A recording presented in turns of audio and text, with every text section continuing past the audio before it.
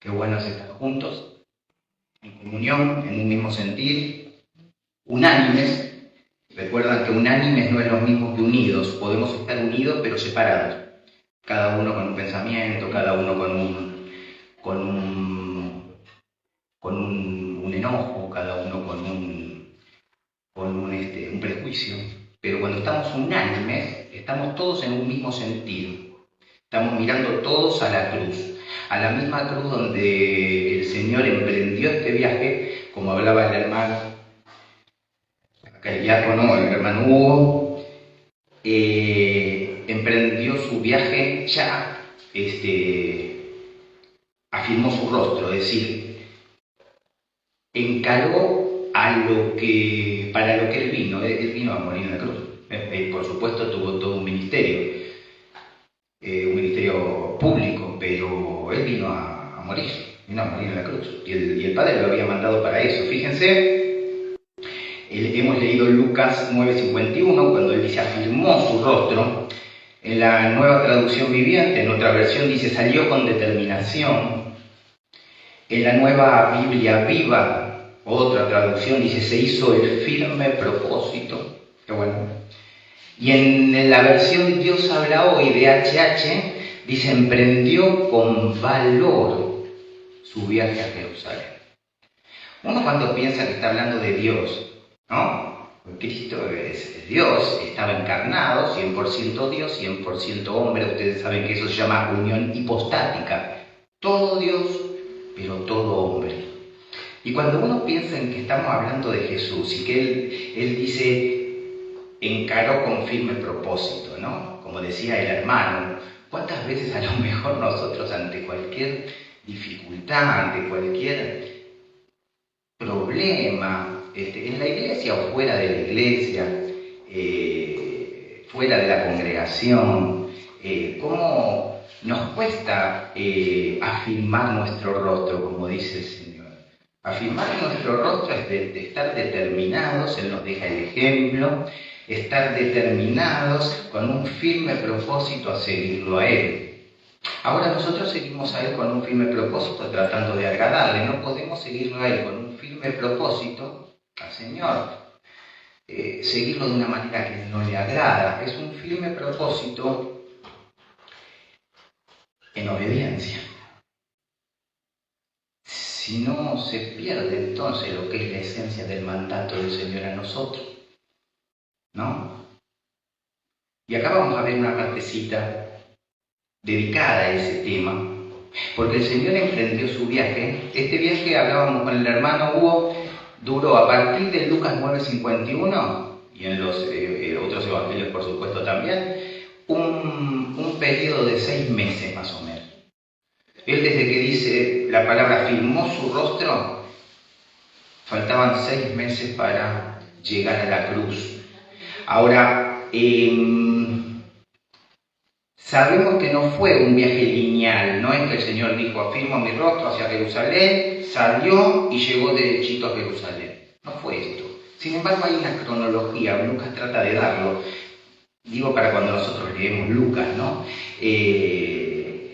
Hizo alguna visita esporádica a Galilea para las fiestas anuales que tenían los judíos.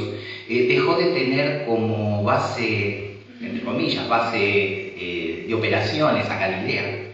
Empieza un movimiento diferente el Señor, empieza a sanar, venía por supuesto haciendo todo esto, pero va con determinación hacia allá y empieza con un caminar distinto del que venía haciendo. En Lucas, si me acompaña usted a Lucas 12:50,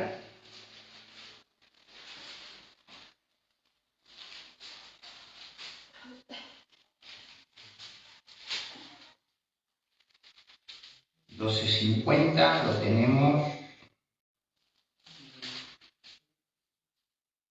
Dice el Señor, fuego vine a echar en la tierra, un poquito antes, 49. ¿Y qué quiero si ya se ha encendido? De un bautismo tengo que ser bautizado, y cómo me angustio hasta que se cumpla. Es un bautismo de sufrimiento.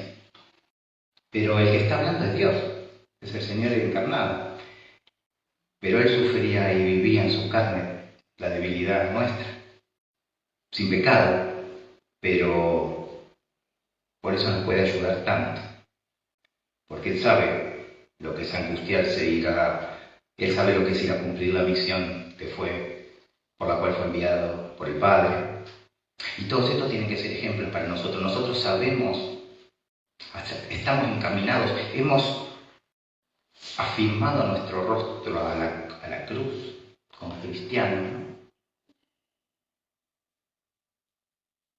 ¿Cómo estamos con esta entonces obediencia? Cristo habla de su angustia.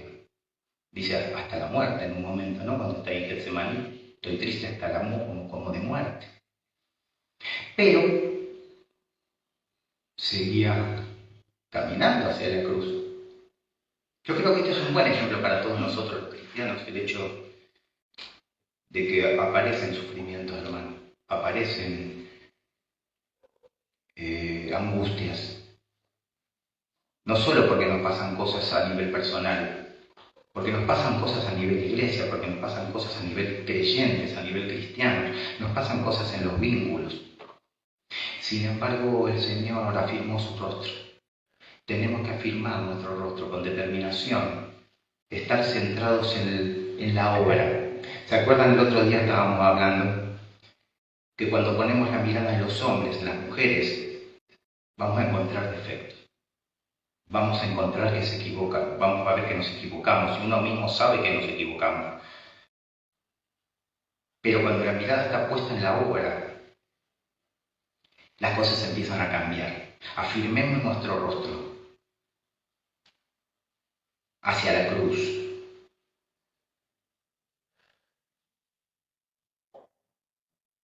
Había llegado entonces el tiempo de Dios para la muerte de Cristo. Ahí nos dice en Mateo 26:2. ¿Se acuerdan que hablábamos del tiempo de Dios el otro día, el tiempo del hombre? El Cronos es el tiempo del hombre que nos dio el Dios cuando formó las estrellas, el sol. Hubo noche, hubo día, hubo minutos. Después está el tiempo Kairos, que en la Biblia el tiempo Kairos en griego es el tiempo de Dios. Y acá en el tiempo de Dios había llegado para la muerte de Cristo. El tiempo Kairos es el tiempo propicio de Dios para que algo pase. Ni un segundito para nosotros después, ni un segundito antes.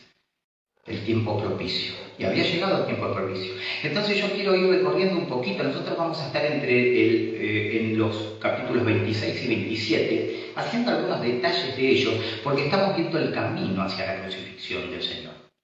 Entonces vamos a ir a Mateo ahora 26, del 30 al 35.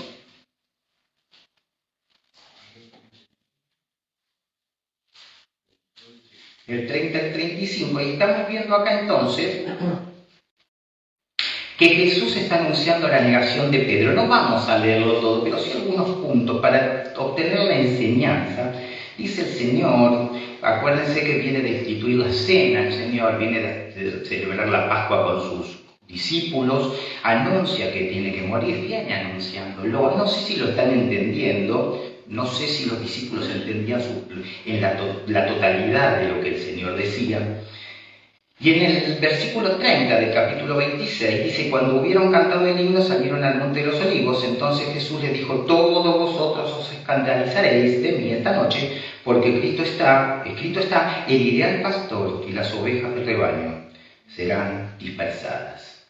Yo quiero que tomemos esto, ¿no? Porque escandalizaréis, es decir, se avergonzarán, se irán, se dudarán, su fe caerá. Y ellos habían estado con el Señor, ellos sabían quién era el Señor. Nosotros sabemos quién es el Señor. El nuestro es un culto racional, nosotros sabemos lo que el Señor hizo por nosotros, lo que Dios hizo por nosotros. ¿Cómo estamos nosotros en este sentido? ¿Cómo estamos dando el testimonio del Señor? ¿Estamos hablando a boca abierta en todos lados del Evangelio? ¿O tenemos a veces miedo? ¿O a veces nos podemos escandalizar? ¿O nos podemos avergonzar en algún sentido? ¿Qué van a pensar? Incluso dentro de la familia. A veces pasa que Podemos callar dentro de la familia porque dicen, viene de nuevo con lo mismo, este está fanático, o vuelve a decir, y puede pasar, porque el Señor ha traído, Él mismo dice, ha traído división en algún sentido. Entonces, ¿cómo estamos nosotros en este sentido? ¿Estamos realmente empapados en la obra, llevando el Evangelio, hablando de Dios, queriendo ganar almas? En cada lugar, en cada trabajo que estamos, en la fila que estamos haciendo en el supermercado, dándole ánimo al hermano, estamos realmente con la boca nuestra llena de la palabra de Dios, piensen lo que piensen, o nos avergonzamos, a veces nos escandalizamos, no, mejor no digo a ver si dejan de quererme o dejan de estimarme, o se enojan conmigo. Y esto puede pasar, y esto nos pasa. No debemos callar y debemos hablar con denuedo la palabra de Dios. Hay la necesidad, cuando uno calla la palabra de Dios, dice, ¿se acuerdan que Jeremías sentía como un fuego en mi interior? Y yo no voy a hablar más, Señor, me trae muchos problemas, decía el profeta. Y dice, no pude aguantar, dice, sentía como un fuego, ¿no? Que no podía retener la palabra. Nosotros tenemos que sentir eso, ese fuego que no nos deja callar, que no nos deja dejar de enseñar, que no nos deja de dejar de aclarar la palabra de Dios, donde siempre queremos decir las cosas del Señor y practicarlas. Eso es más difícil, pero de tanto empapados, de estar tan empapados de la palabra de Dios, hay una posibilidad más grande de que se vuelva un hábito la práctica, porque nos llenamos de pensamiento de Dios. Por eso es importante, tan importante estar tan cerca de la palabra, leyendo la palabra de Dios. Acá el apóstol Pedro, desde un corazón presumido, desde un orgullo, dice, Señor, te acompañaré a donde sea, hasta la muerte, no me voy a avergonzar. Otra enseñanza, el Señor seguía enseñando, el Señor iba a la muerte y seguía enseñando, seguía discipulando. Él le dice que se van a avergonzar y después le dice directamente que lo va a negar. Pero Pedro estaba en sus fuerzas, en sus propias fuerzas, no en las fuerzas del Señor. No había una relación tan estrecha con el Señor, no la tenía todavía como para estar fortalecido en el Señor y no en Él. La fe de Pedro nunca faltó, porque el Señor oró por la fe de Pedro y esa oración fue escuchada. He orado por ti para que tu fe no falte y cuando tú vuelvas, cuando te arrepientas, confirmes a los hermanos. Pero hubo temor, hubo un miedo carnal, el miedo que tenemos nosotros, el temor que aparece a veces y la angustia. Tenemos una relación bien estrecha con el Señor, bien cerquita del Señor, para que podamos actuar en el poder de Dios y no en el poder personal, en el poder de la carne. Porque ahí es donde caemos, ahí es donde aparece tanta angustia, donde nos paraliza el miedo que no nos deja hacer, aparece el prejuicio carnal, aparece el juicio. Y Pedro lo negó porque tuvo miedo. Un poquito más abajo nosotros seguimos, Jesús ora en Getsemaní, ¿sí? Fíjense que dice, entonces llegó Jesús con ellos, estamos en el versículo 36, a un lugar que se llama Getsemaní, ¿sí? Eso es lagar de aceite, en castellano es como una prensa de aceite, un lagar donde se aplastaba la uva. Y dijo a sus discípulos, sentaos aquí, entre tanto que voy allí y oro. Y tomando a Pedro y a los dos hijos de Zebedeo, que eran, por ejemplo, por supuesto, Jacobo y Juan, comenzó a entristecerse y a angustiarse en gran manera. Entonces Jesús les dijo, mi alma está muy triste hasta la muerte, quedaos aquí y velad. Qué importante la compañía de los hermanos. Qué importante la oración de los hermanos. Porque Jesús llevó con él a los apóstoles, llevó a algunos para que le hagan compañía.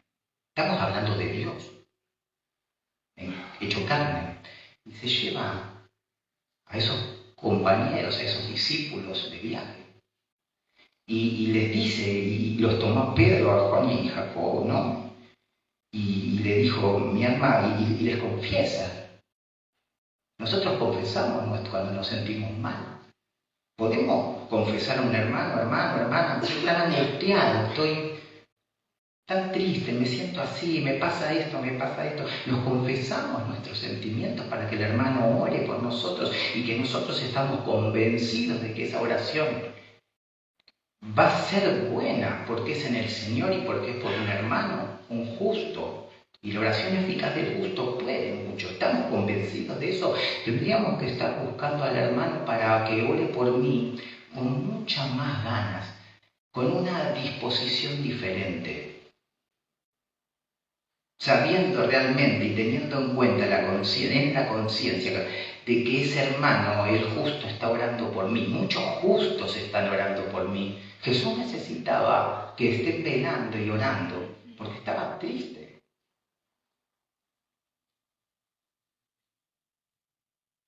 ¿A quién vamos a ir si no vamos a un hermano a pedir oración? ¿Quién nos podía entender mejor que un hermano en Cristo para que pueda entender cómo me siento? Y también a la vez saber que Dios es el camino y que el Señor es el que hay que pedirle y orar por esos momentos. Mi alma está muy triste, dice, hasta la muerte. Velad conmigo. Dice, yendo un poco adelante, estamos en el versículo 39. Se postró sobre su rostro, orando y diciendo, Padre mío, si es posible, pase de mí esta copa, pero no sea como yo quiero, sino como tú. Bueno, en su humanidad no quiere la copa es un símbolo de juicio. Jesús no tenía miedo, el miedo psicológico, el miedo afectivo del azote. No tenía miedo psicológico del temor al dolor físico. Él estaba pensando que iba a sufrir una separación del Padre cuando tenía cargado sobre él todos los pecados del mundo, pasados, presentes y futuros, para siempre. Y sin embargo, no sea como yo quiero, sino como tú. En pleno dolor, cuando nos encontramos con incertidumbre, a veces triste, las cosas no salen como queremos. Todo lo que nos puede pasar, cada corazón, ustedes en su corazón saben.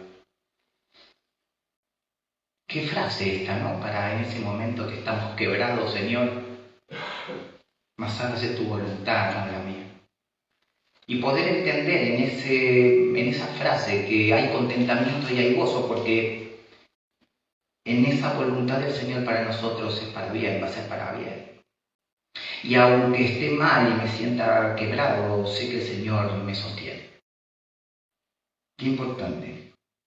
Que pase de mí esta copa, dice el Señor. No quiero el juicio que viene, no quiero esa separación. Está diciendo en el contexto bíblico, está diciendo, Padre, no quiero esa separación que voy a tener de vos, porque estamos juntos en comunión desde antes de la fundación del mundo. No quiero que vos me quites la mirada por el pecado que llevo, ese momento que quitó. No quiero esa separación. Sin embargo, más que se haga tu voluntad, no sea como yo quiero, dice el Señor.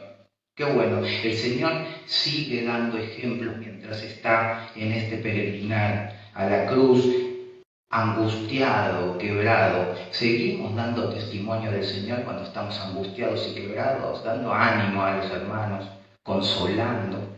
El otro día en el grupo de oración, en la reunión de oración, hablábamos con un hermano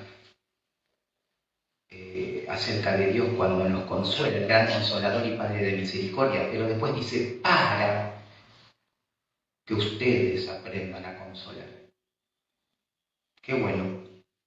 El Señor nos consuela, el Señor está con nosotros, el Señor tiene misericordia para que nosotros, dice después la palabra, para que ustedes puedan tener misericordia y puedan consolar. Ahí está plenamente dicho el ejemplo del Señor que nos da y nos deja para que nosotros lo copiemos, lo imitemos. Y acá hay una frase que realmente es una frase que provoca ternura, ¿no? Porque En un momento dice, en el versículo 41, habla el Señor, sigue hablando, dice, velad y orad para que no entréis en tentación, el espíritu a la verdad está dispuesto, pero la carne es débil. Qué enseñanza para nosotros, ¿no? Nos está diciendo la carne es débil, él estaba en carne y estaba sufriendo la debilidad. Estaba sufriendo la impotencia que tenía en esa carne. Pero esto nos da otra ilusión y otra esperanza. Acompáñenme a Hebreos 4:15, capítulo 4, versículo 15.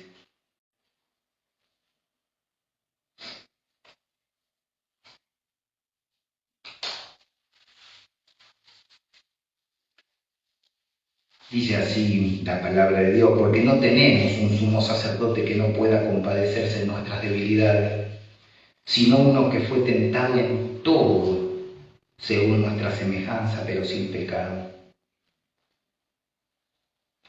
Y el 16, ¿no? Como cierra, acerquémonos pues confiadamente al trono de la gracia, para alcanzar misericordia allá, gracia para el oportuno socorro. Qué versículo, este sumo sacerdote, que es Cristo, puede compadecerse de nosotros porque estuvo en carne y porque conoce nuestras debilidades. Y cuando Él mora en nosotros y Él está obrando en nosotros constantemente, Él sabe de nuestras debilidades, porque las vivió como hombre. Y eso fue necesario para que Él pueda ver en Él un sacrificio perfecto, Dios y hombre perfecto, sacrificado e inmolado como un cordero perfecto, porque Cristo es nuestra Pascua.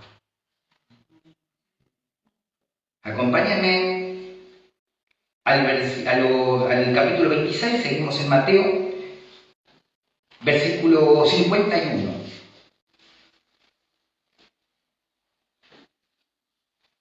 Estamos transcurriendo ahora, acuérdense que estamos viendo este viaje donde el Señor afirma su rostro, y estamos viendo acá en el versículo 51 que es parte del mensaje que se titula el arresto de Jesús.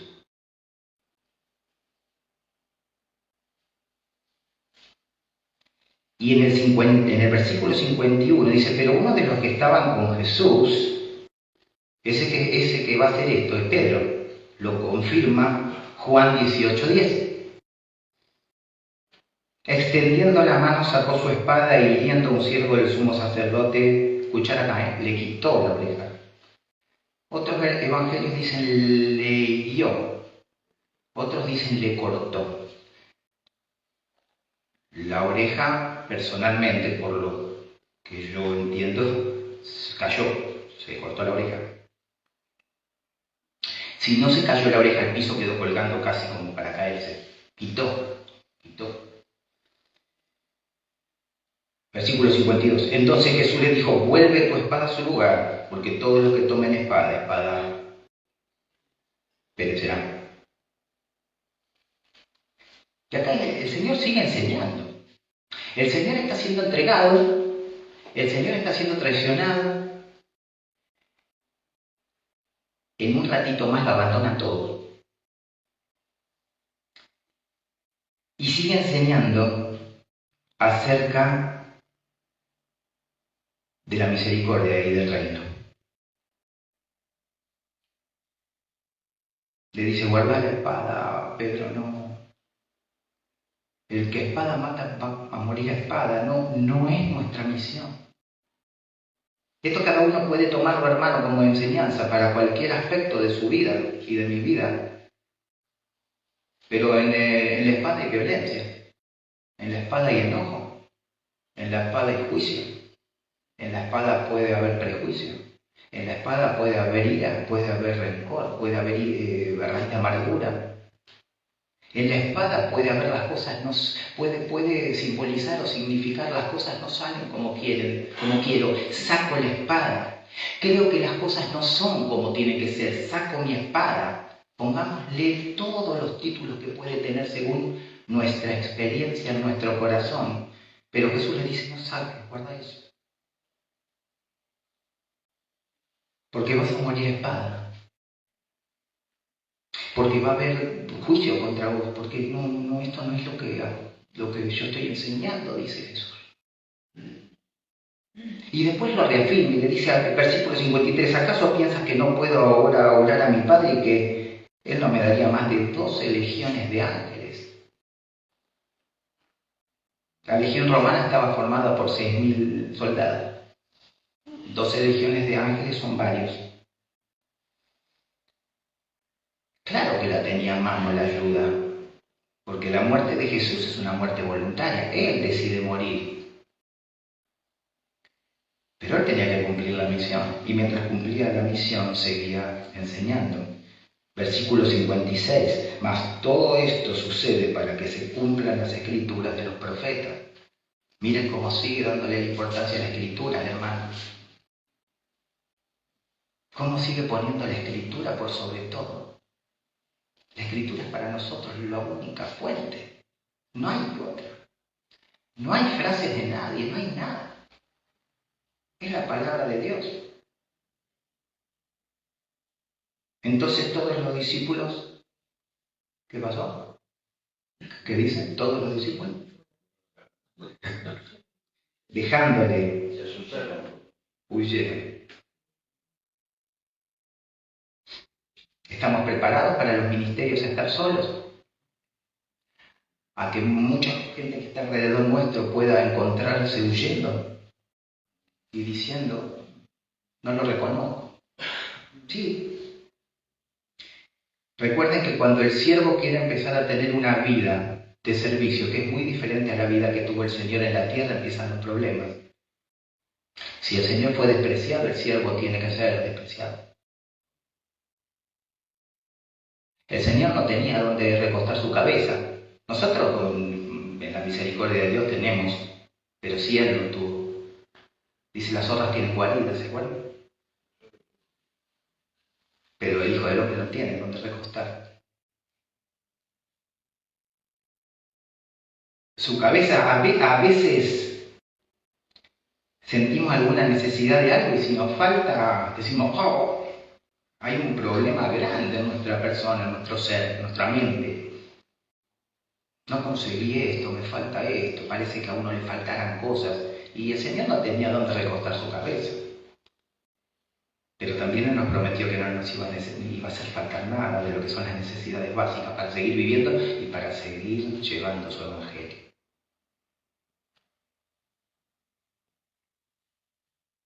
Y seguía mostrando que era el mismo Dios.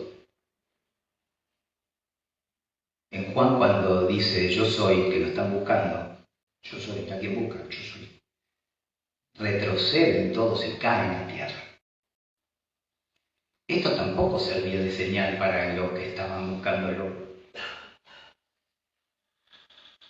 ¿Ves ese poder, no? Yo soy, y todos dispersados por tierra, pero no servía para reconocerlo como Señor, como Mesías. Lo querían matar y en su corazón había ganas de muerte. Muy bien. Ahora, tampoco convenció en la sanidad que dio, ¿no? Si una oreja está colgando y vemos que el Señor puso la mano y quedó todo sanado, totalmente sanado, pero tampoco. A veces la vista, nosotros vamos por fe y estamos, no vivimos por fe, pero a veces la vista uno dice, si yo viera, y ahí tampoco servía. No había una disposición del corazón a mirar a Jesús como Mesías y como Salvador. Acompáñenme a Mateo 27, y ya estamos casi terminando.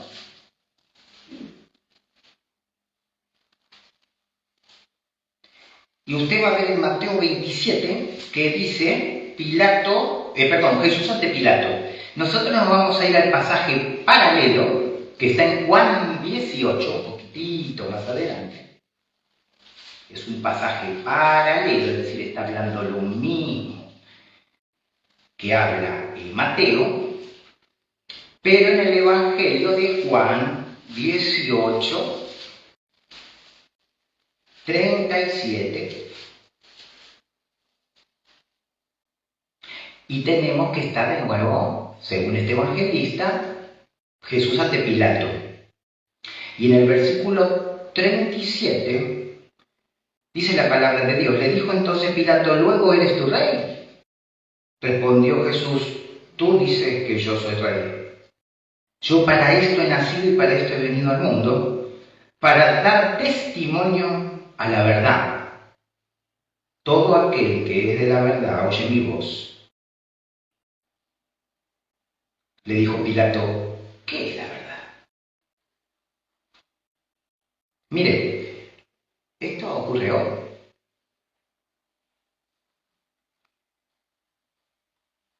Hoy está en cuestionamiento qué es la verdad, porque ya no hay verdad. Cada uno hace lo que más le parece, lo que mejor le parece, lo que más le place.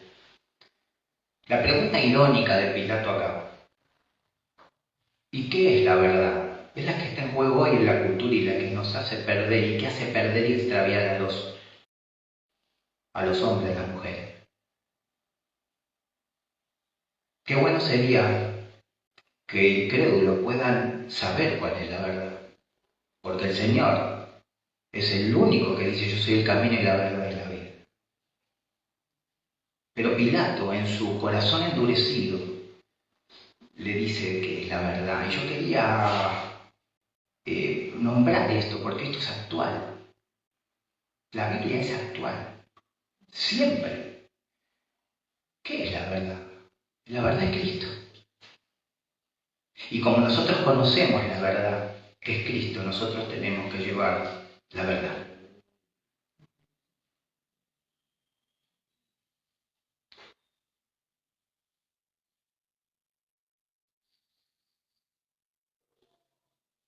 Los hago volver ahora ya por último a Mateo 27, 32.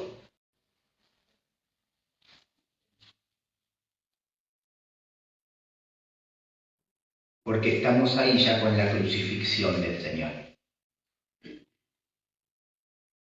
27:32 dice crucifixión y muerte de Jesús. Fíjense, dice, cuando llegaron a un lugar llamado Gólgota, que significa lugar de la calavera, era un lugar un poquito afuera de la ciudad.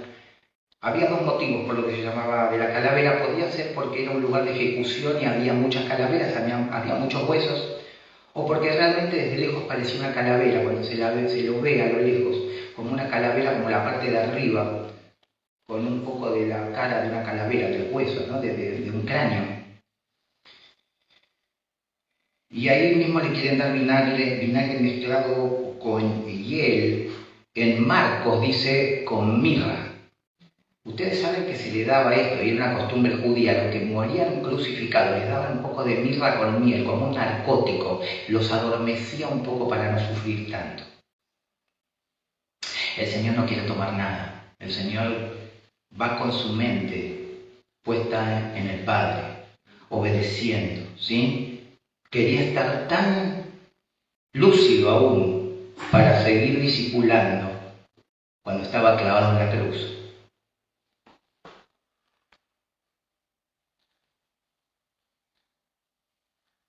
Porque cuando estaba clavado en la cruz, Jesús seguía ministrando a los dos que estaban a su lado. Hoy estarás conmigo en el paraíso.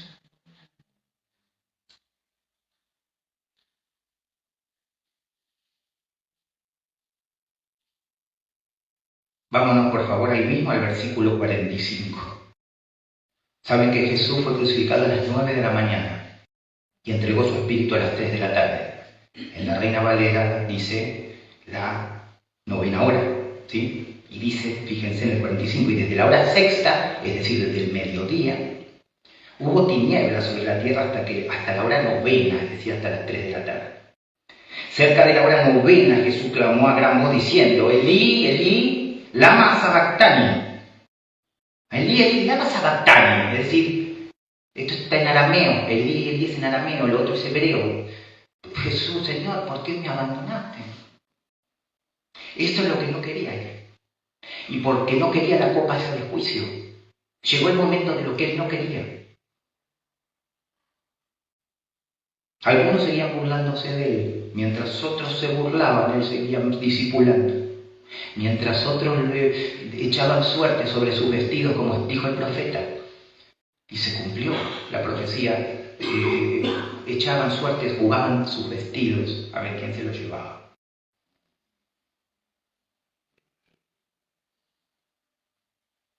Versículo 50. Mas Jesús, habiendo otra vez clamado a gran voz, entregó el espíritu. Y para cerrar, nos vamos a Juan 10, 17. Y ahí vamos a ver realmente el amor de Dios por nosotros y la voluntad de Dios cumplida.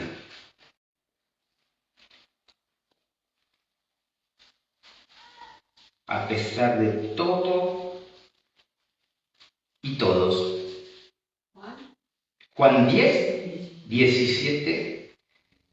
Porque les digo algo, aún el impío es usado por Dios para cumplir sus propósitos, nos dice en Proverbios. Dice, Dios ha hecho al hombre malo para el día de la calamidad. No es que Dios hizo al hombre malo. Ahí quiere decir, Dios utiliza inclusive los malos hombres o las malas intenciones para el propósito de Dios. Hermanos, no hay forma de luchar contra Dios. Cuando algo es de Dios, hermanos, no luchemos contra Dios, porque aún nuestra oposición, por eso yo digo, a veces hablo tanto de temer a Dios, ¿no? Porque aún nuestra oposición, el Señor la va a usar para bendición, para hacer lo que Él quiera. Tengamos eso presente. Y terminamos con esto. Entonces, Juan 10, versículo 17. Y acá vemos la entrega y el amor del Señor. Por eso me ama el Padre. Porque yo pongo mi vida para volverla a tomar. 18. Nadie me la quita, sino que yo de mí mismo la pongo. Escuchen acá, ¿no? Atentos. Tengo poder para ponerla y tengo poder para volverla a tomar. Este mandamiento recibí de mi Padre. Gloria a Dios.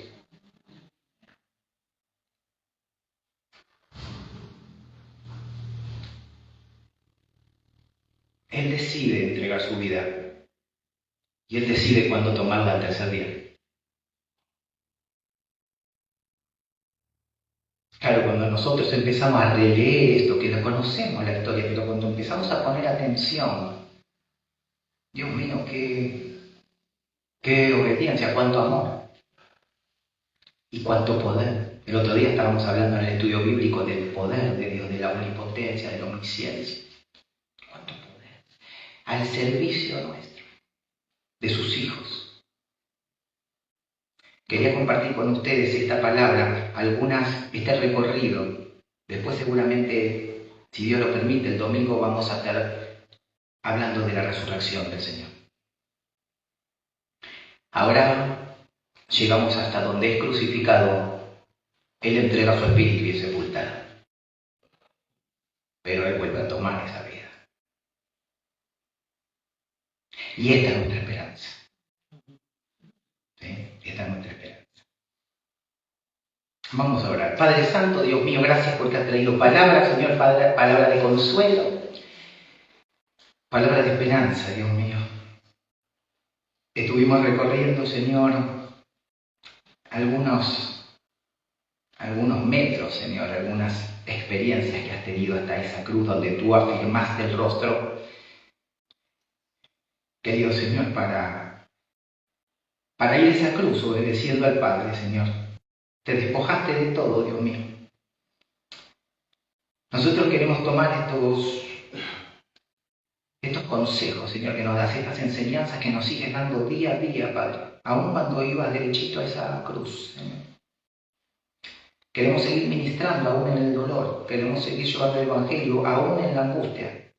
Queremos sacar de nuestra mente y nuestro corazón pensamientos que no tienen que estar, prejuicios indebidos, Padre. Por eso yo te pido que obres en nuestros corazones, Dios mío. Queremos, Señor, afirmar nuestro rostro, como hiciste tú, Señor, para llevar tu Evangelio, para ganar almas para ti, Dios mío. Gracias por tu sacrificio, Padre Santo, en el nombre de Jesús. Amén.